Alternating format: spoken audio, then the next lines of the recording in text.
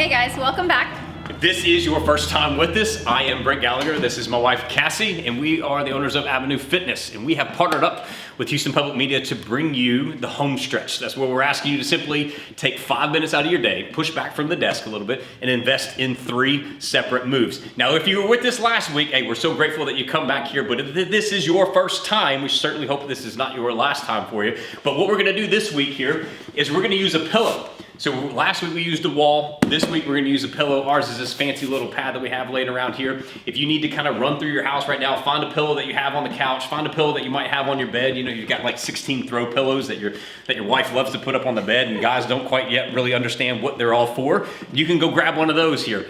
But you got to make sure you find some space here. You got to make sure you find a little bit of space. Today we're kind of moving around. We're in our Pilates space here on this one, and we just found enough open area that Cass can do some simple little things here, that she can just kneel down onto the pad.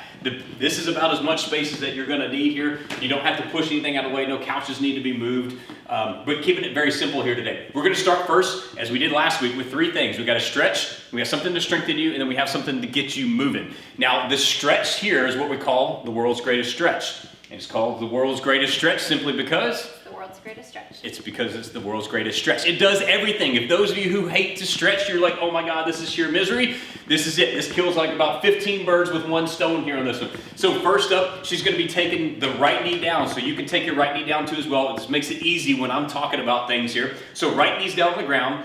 The left foot is out in front, just like she has here, and both her hands are down onto the ground. It's an easy start position. Some of you now might already feel this stretch, and it might be enough that you can just hang out here for the rest of the time. But for those of you who want to add it just a little bit more, you're going to take this left hand, and she's going to reach underneath her, and then she's going to reach it straight up there towards the ceiling. And it's just reaching underneath, and it's reaching right back up towards the ceiling. Again, why we call it the world's greatest stretch is because it's stretching out her hips, it's stretching out her upper back area, and then when she's reaching this hand up there towards the ceiling, it's stretching out all the chest area here too as well. So it really is doing about 15 different things here with just one simple move. She's going to do that one more time, and then we're going to flip around. You got it there. Good. Flip around, and we're going to do the same thing on the opposite side. So before we had the right knee down on the ground, now she has the left. We got both hands down. I know sometimes it gets a little complicated here as far as the setup goes, but she's reaching with her right hand, and she's doing that big, huge reach up underneath her, back and forth. Now you might feel one side is tighter than the other. Again, it's just something to be aware of. So if you want to do this more throughout the rest of the day, maybe you start with that tight side first. You go into the looser side, then you go back over to this tight side here. You got one more time. And just have those hips down, guys, not You got it, shifted yeah. down. Sometimes, again, people, want to fight the tightness a little bit, and your body, think about it, the body just wants to compensate here. It wants to find the path of least resistance.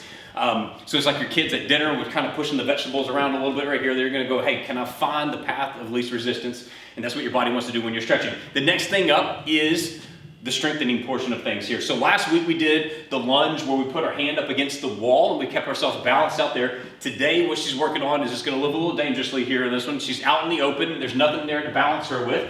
And she's just simply just doing the lunge where she's dropping straight down and straight back up. Now, typically 2 things are going to happen. One, the upper body falls forward when you go down, and then you can do this kind of swaying like you're at a rock concert here for you on this one. We want to make sure, boom, that you're staying up as tall as you can possibly be. And then the other thing here too as well is with the foot. The front foot needs to stay flat onto the ground. It doesn't need to have the heel come up off the ground. You want to think about your heels stay touched to the ground there the whole time. That's going to help the knees not to bother you here while you're doing this. If everybody says, oh, my knees hurt when I do lunges here. All right, we'll turn my face around the other way.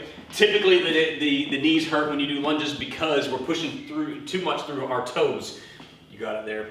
Just like so. So again, remember, make sure you're up as tall as you can possibly be here in this one. Squeeze your shoulder blades together here. And when you go up and down, you're simply pushing through the heel to drive yourself straight on back up. She's just going to do 2 more of these, and we're going to get into the fun portion of the show today. You got it. All right. So last week, if you remember, we did a stretch. We did something to strengthen you, and then we did something to get you moving. Today, it's all about anger management. This quarantine stuff is finally starting to get to us here. We're about 33 days into everybody being in a complete lockdown, and we're going to get to throw some things around here. So I'm going to let Cass just show this to you versus explain it.